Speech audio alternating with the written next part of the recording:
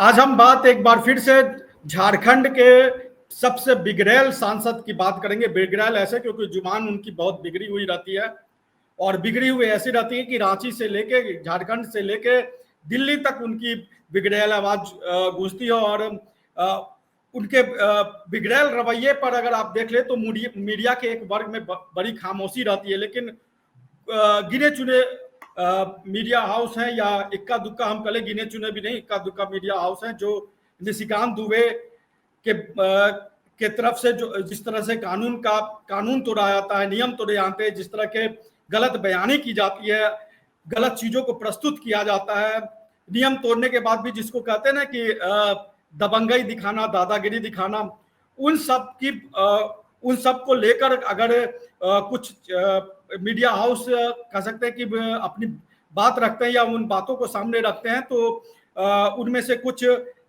Channel हैं हमारे साथ।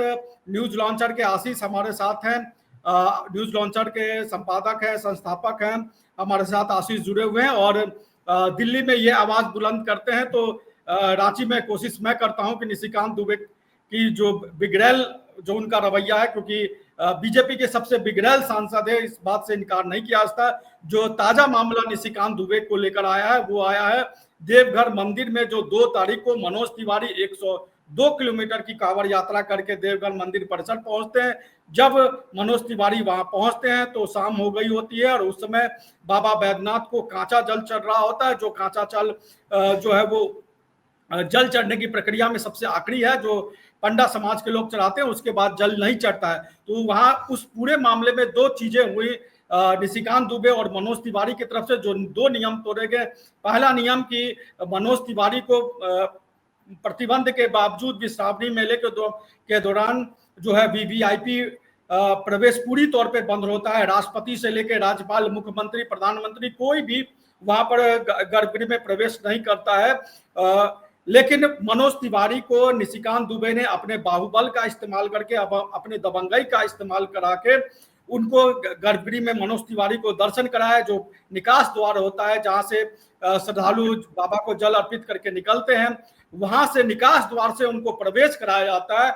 और जो उससे भी बड़ा, जो जिसका धार्मिक बहुत बहुत महत्व है, ये तो हो गई कि जो कानून, अब हमारे कानून के तहत जो नियम उल्लंघन है उसकी, लेकिन जो धर्म की आस्था की बात जो हो रही है वो बात हो रही है।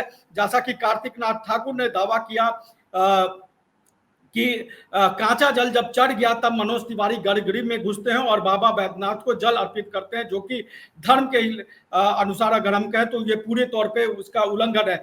इस मामले को लेकर कार्तिक नाथ ठाकुर, चूंकि कोई एफआईआर दर्ज नहीं की गई थी इस पूरे मामले को लेकर, और हमें आपको याद होगा कि किस तरीके से, चाहे वो जगन्नाथपुरी में हो, चाहे मनसा देवी में हो, किस तरह की वीवीआईपी दर्शन के वजह से किस तरह की भगदड़ की स्थिति हुई है।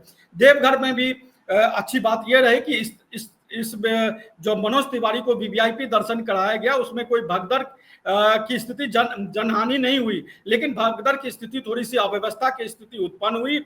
उसको लेकर कार्तिक नाथ ठाकुर ने जो है वो एफआईआर दर्ज कराया और एफआईआर दर्ज कराने के बाद निशिकांत दुबे शनिवार को देवघर पहुंचते हैं। डंके की चोट पर वो पहुंचते हैं और कहते हैं कि आइए मुझे गिरफ्तार कर लीजिए, लेकिन उनकी गिरफ्तारी नहीं होती है। और गिरफ्तारी के दौरान जो वो बातें कहते हैं, जिसको हम लोग थेथोडोलॉजी कहते हैं, आमतौर पर बिहार, उत्तर प्रदेश और झारखंड की भाषा में उसको थेथोडोलॉजी कहा जाता है। तो जो थेथोडोलॉजी की भाषा कहते हैं, पहले हम चाहेंगे कि वो निशिकांत दुबे के उस बाइट को हम सुना दे, तो उस बयान को सुना दे, और उसके बाद हम आशीष से इस बार पूरे मामले पर चर्चा करेंगे कि आशीष इस पूरे मामले को कैसे देखते हैं, जिस तरीके से निशिकांत दुबे और मनोज तिवारी ने इस पूरे नियम को तोड़ा है।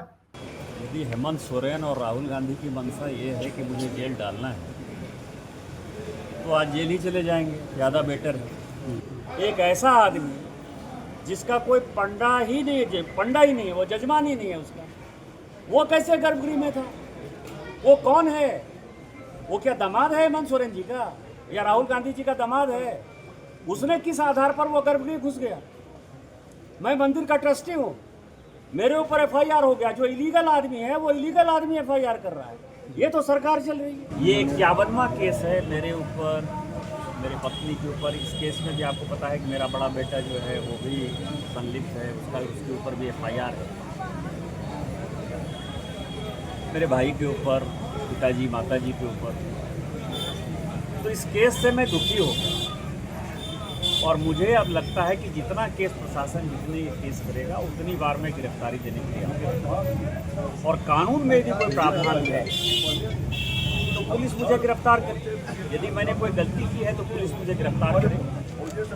लेकिन इस बीच में मैं आपको एक और जानकारी दे दूँ कि सांसद हूँ तो कानून ने कुछ सुरक्षा दी हुई है। संविधान की धारा 105 के अंतर्गत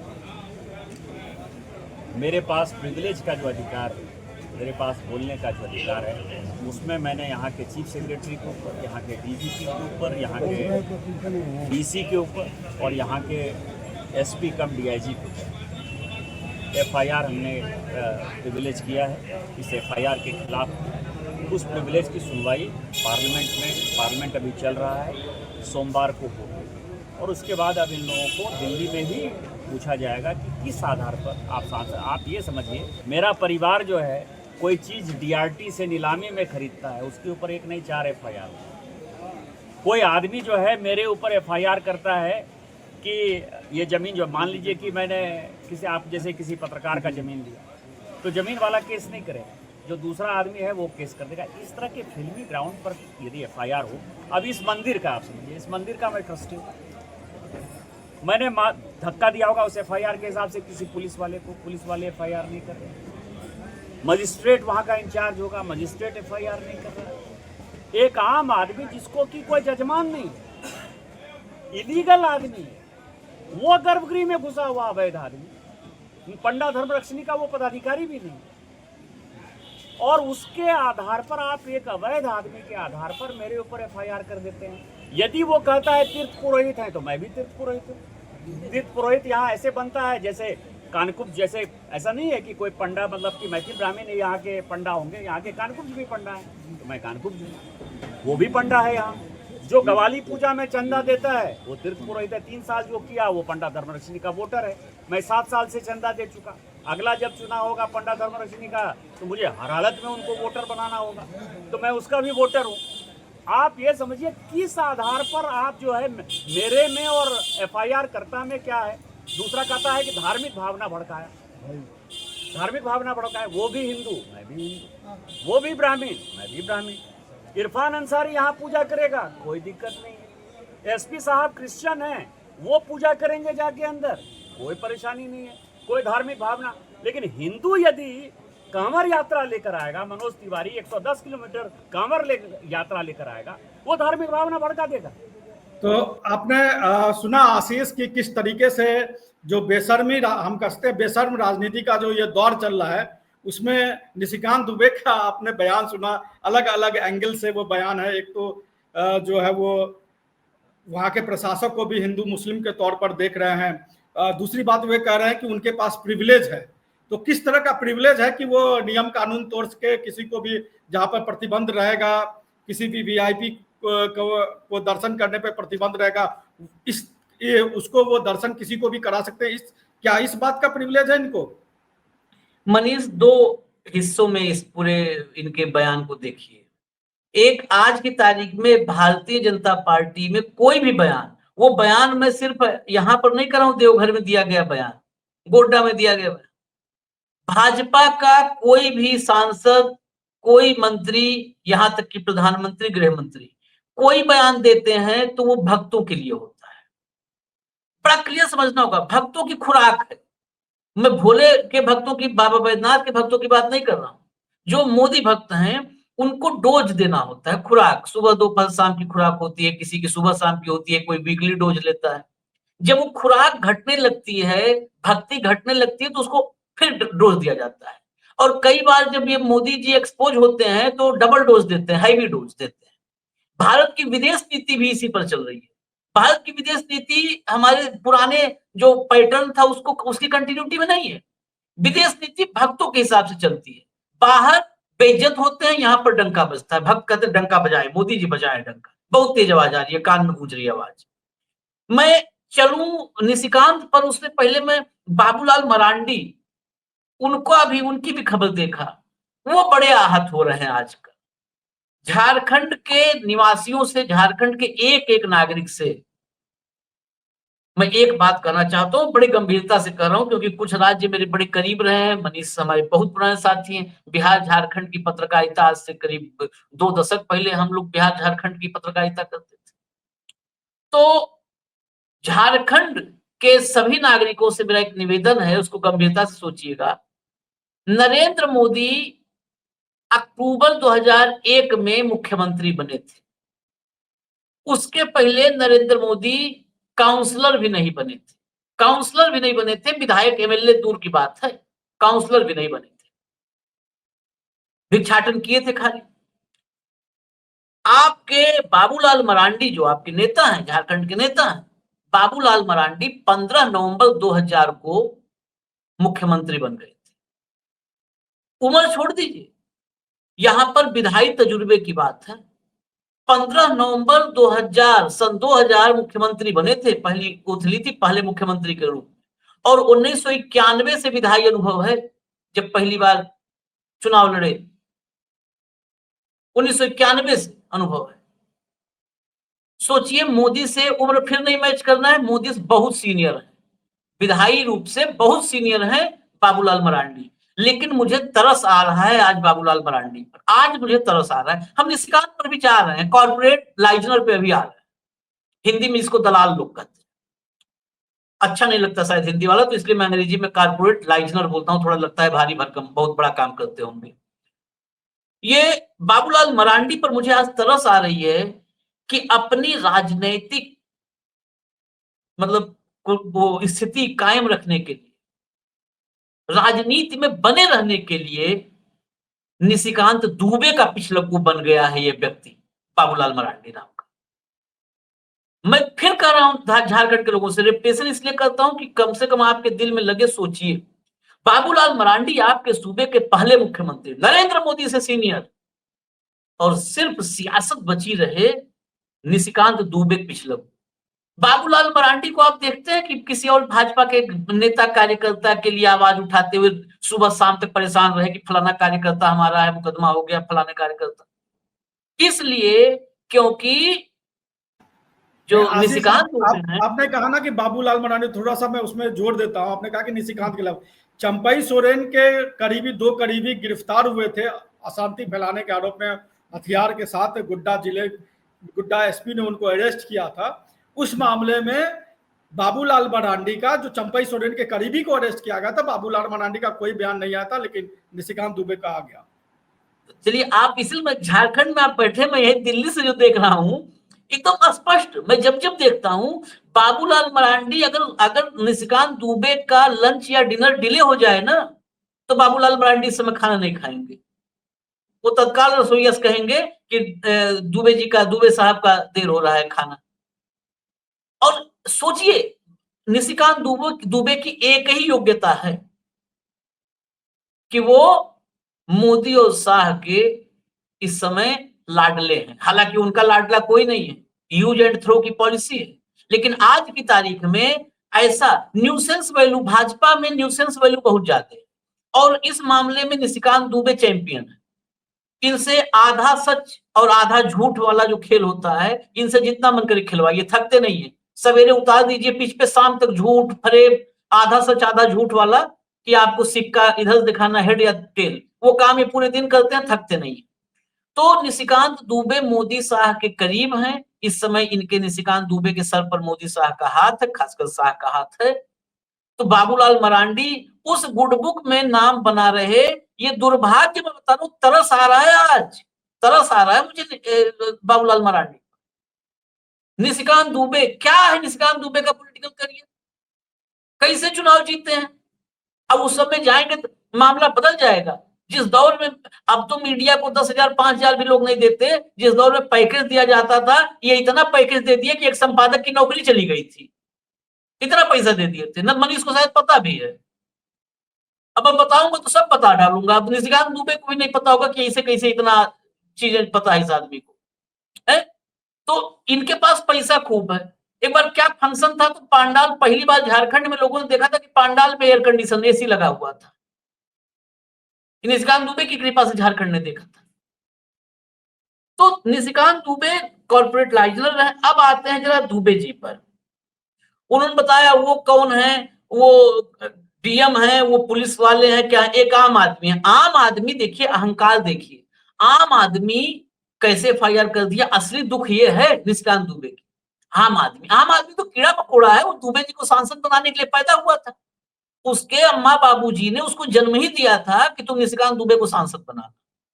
बस धरती पर एक ही लक्ष्य से भगवान ने उसे भेजा, जो देवघर गुड्डा का नागरिक है, मतदाता, उसे इसीलिए भगवान ने भेजा था। हर आदमी के जीवन का लक्ष्य होता है, जाओ निशिकांत दुबे को सांसद बना के, और फिर धरती पर तुम्हारा काम खत्म हो जाएगा, लौट आना। जो व्यक्ति अपने बयान में, आप सुनिएगा रिपीट करके, कहा वो तो न पुलिस है, न फलाना है, न क्या, एक आम आदमी, और फिर आम आदमी के आगे कहा इलीगल आदमी।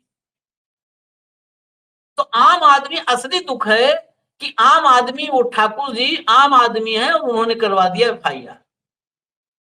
पुरोहित ये भी है, सब कुछ ये भी है। यही असल बात ये है कि ये गिरफ्तारी देने नहीं गए थे, ये इवेंट करने गए थे, और पूरी पार्टी इवेंट करती है, ये पूरी पार्टी इवेंट करती है, इवेंट वाली पार्टी है, ये इवेंट करने गए थे। ये जो आज कह रहे हैं ना, मैं तो आया हूं गिरफ्तार कर ले पुलिस, आज डेट, तारीख, टाइम जब ये टेलीकास्ट करेंगे, मनीष लाइव दैनिक पर आएगा, आप लिख लीजिएगा जब ये मैं बोल रहा हूँ, समय और तारीख। दिल्ली सरकार चले जाने दीजिए, और उसके बाद मुकदमा, ये तारीख में कह रहा हूं,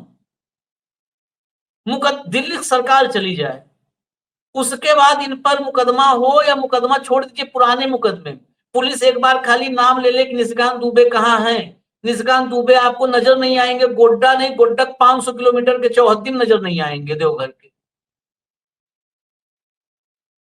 जब सत्ता होती है और सत्ता का अहंकार यहां पर चढ़ जाता है, मिडला ब्लांगेटा में जगह बना लेता है ना, तो ऐसा ही होता है आदमी का।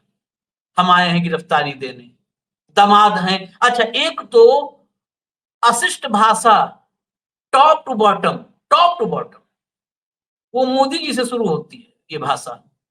कांग्रेस की विधवा है, हाइब्रिड जो है बछड़ा, जर्सी गाय, ये सब उसके एक्सपर्ट है मोदी जी। पूरी जिम्मेदारी से मैं ये बात कर, निकाल के रख दूंगा सारे इनके बयान मोदी जी के। तो वहां शुरू होता है अशिष्टता के जो विश्व गुरु हैं, वो वही हैं साहेब, और वहां शुरू होता है। और उनके सबसे योग्य शिष्यों में निशिकांत दुबे हैं। तत्काल दामाद, बहनोई, साला, ये तत्काल ये लोग रिश्ते तलाशने लगते हैं कि हेमंत सोरेन के दामाद हैं क्या एफआईआर करने वाले, क्या राहुल गांधी के दामाद हैं क्या। और अगर यही यही भाषा एक बार इनके नेताओं पर कोई बोल दे, देखो मानहानि, चाईबासा, गोड्डा, रांची से लेके पुणे, कानपुर, लखनऊ, सब जगह मानहानि हो जाए। इसको हालांकि मैं बुरा नहीं मानता, इसको बुरा नहीं मानता हूं। जिसके पास मान नहीं होता है, वो बार बार समाज में उछल उछल के बताता है हम भी हैं, हमारा भी मान सम्मान है। मान सम्मान वाला वृक्ष, जो फल जिस पर होता है, वो हमेशा झुका हुआ होता है। ये सब तो अकड़े हुए हैं, फल तो कभी है ही नहीं है, अकड़े हुए हैं सब। भाषा इनकी देखिए। दूसरी बात, ये कह रहे हैं कि फिर बेसिकली घूम फिर करके मैं एक चुटकुला बता देता हूं, जरा अगर 30 सेकंड मुझे दें, मैं अक्सर सुनाता हूं। एक सामान्य व्यक्ति था, उसको कुछ मेंटली प्रॉब्लम हो गई, तो कहते हैं ना मेंटली डिस्टर्ब हो गया, अच्छे खासे घर का, रुपए पैसे वाले। तो उसके मित्र थे, परिवारजन थे, उन्होंने एक डॉक्टर से इलाज करवाना शुरू किया। उसको और कुछ नहीं था कि किसी पत्थर फेंके, वो कहीं से भी कुछ भी मिलता था, अंडरवियर, पैंट, कुछ भी, तो इलास्टिक निकाल के गुलेल बनाने लगता था।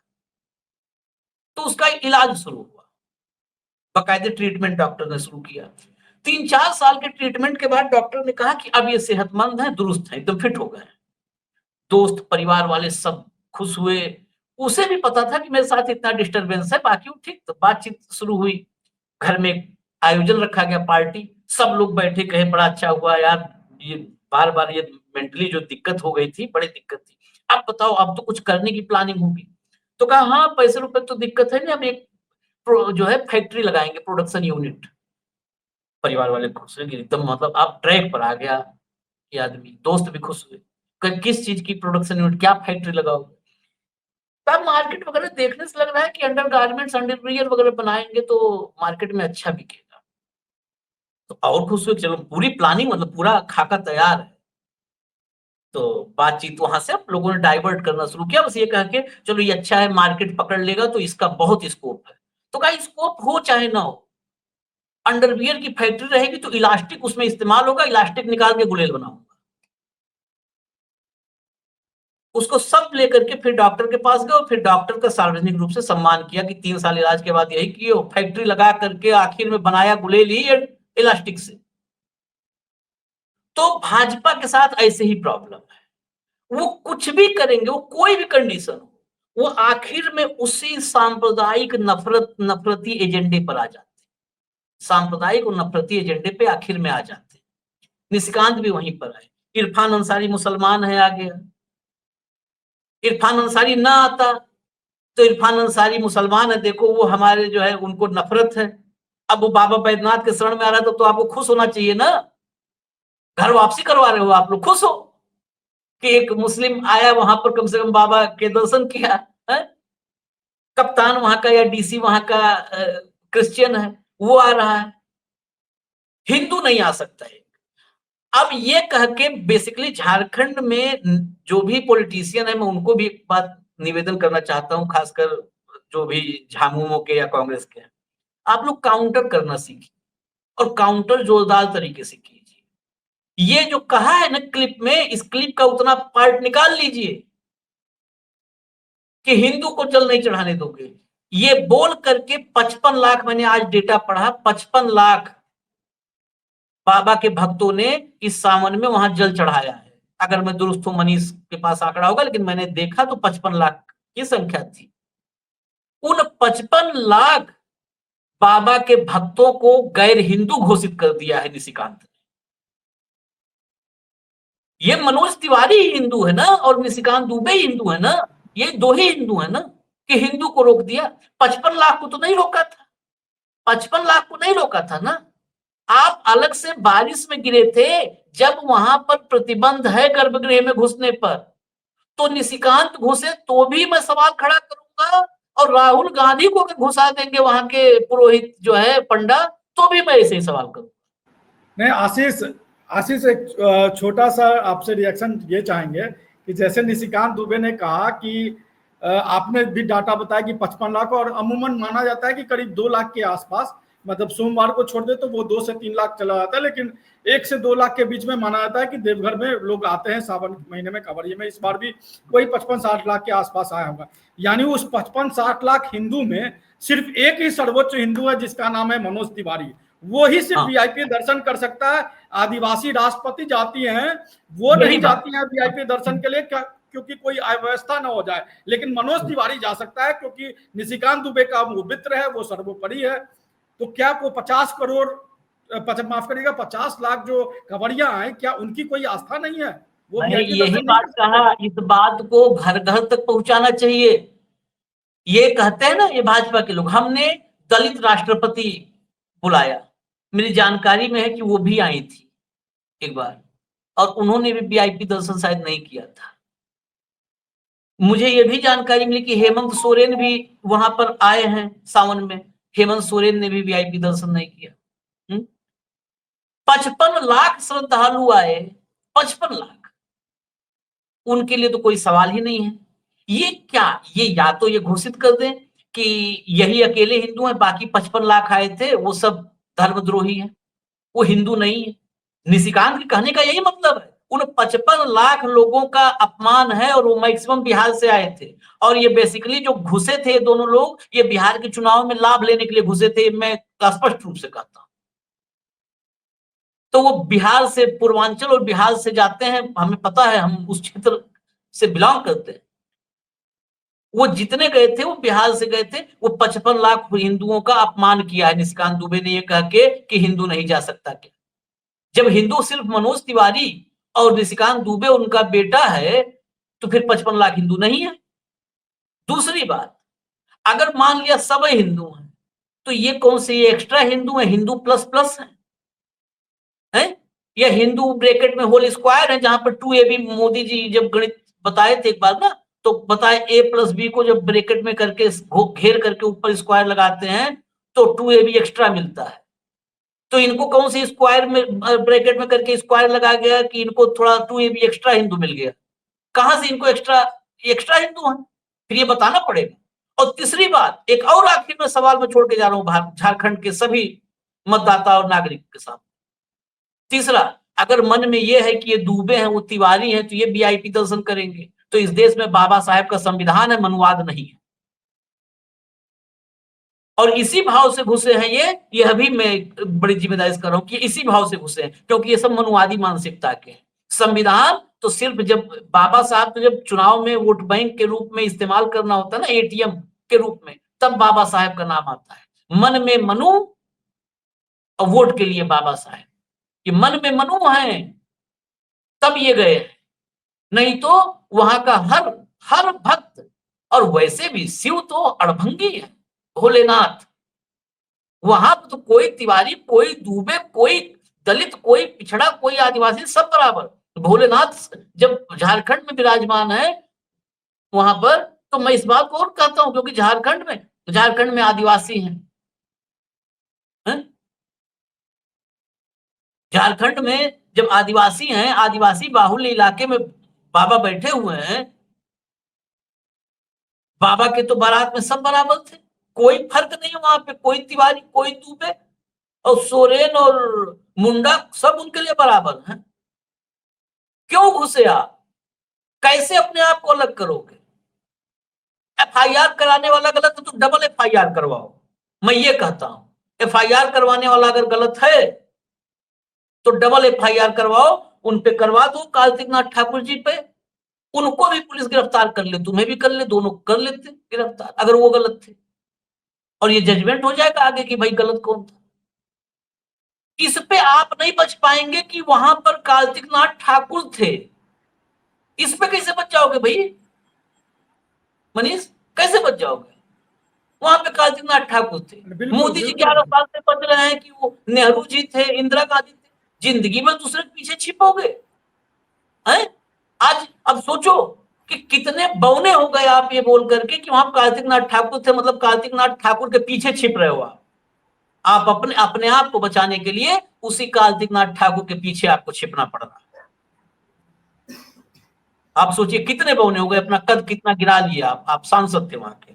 बस अब इससे ज्यादा क्या हरि अनंत हरि कथा अनंता, बहुत कुछ कहने के लिए तो बहुत कुछ है। कहने आपने सही कहा आशीष, कहने के लिए बहुत कुछ है, और जो लोग हमें सुन रहे हैं उनको भी सोचना समझना चाहिए कि जिस तरीके से निशिकांत दुबे सत्ता का दम्भ भर रहे हैं, क्या उनको लग रहा है कि सही उनके पास वाकई में निशिकांत दुबे के पास प्रिविलेज है कि वो पाबंदी के बावजूद भी बाबा के मंदिर में किसी सांसद को, किसी भी वीआईपी को दर्शन करा सकते हैं? तो ये हमारे दर्शकों को सोचना चाहिए, शिव भक्तों को सोचना चाहिए, श्रद्धालुओं को सोचना चाहिए कि क्या किसी भी वीआईपी को इस तरह का ट्रीटमेंट देना सही है, और जब उनके ऊपर इस पर केस हो तो उल्टा जो केस करे उसको ही डराना, धमकाना, तरह तरह की चीजें कहना, वो कितना सही है, जायज है? जो दर्शक हमें सुन रहे होंगे, हम चाहेंगे कि वो कमेंट बॉक्स में अपनी राय जरूर दें। मुझे और आशीष दोनों को इजाजत दें। नमस्कार, जोहार। रॉयल इंडिया में आपका स्वागत है। भारत के सबसे विश्वसनीय सोलर मोटर पंप और एमपीपीटी कंट्रोलर निर्माता। रॉयल इंडिया का high performance movable trolley solar water pumping system प्रस्तुत है। बेहतर दक्षता के लिए डिजाइन किया गया और आसानी से ले जाने योग्य। सरकारी परियोजनाओं के लिए अनुमोदित देश भर के कॉन्ट्रैक्टर्स और एजेंसियों की पहली पसंद। एमएनआरई द्वारा अनुमोदित, उल प्रमाणित, उद्योग मानकों के अनुरूप स्वदेशी उत्पाद। सार्थक ऊर्जा समाधान के लिए हमारे साथ साझेदारी करें। आज ही संपर्क करें